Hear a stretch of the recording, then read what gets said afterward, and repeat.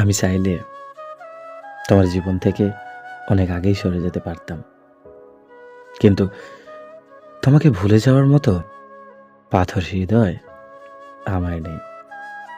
তাই তোমাকে আমার মন থেকে কখনো সরাইনি, শুধু নিজের কষ্টের ভেতর জায়গা করে নিয়েছি।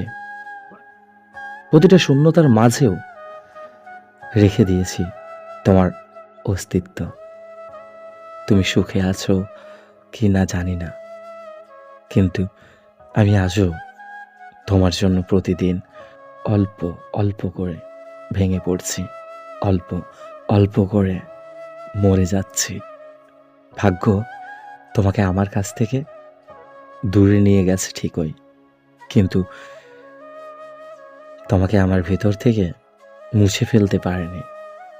তুমি আমার গল্পের শেষ নয়, তুমি সেই অধ্যায় যা অসম্পূর্ণ থেকেও শেষ হয় না।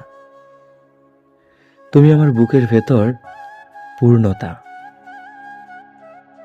তুমি সেই স্বপ্ন ভেঙে যাওয়ার পরও যাকে ভুলে থাকা যায় না।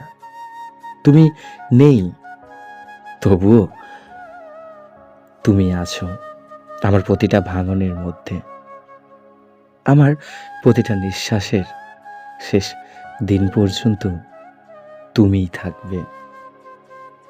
তো বন্ধুরা, গল্পটা যদি ভালো লাগে নিজেদের বন্ধুকে শেয়ার করে দিও, সাথে একটু সাবস্ক্রাইব করে কমেন্টে জানিও।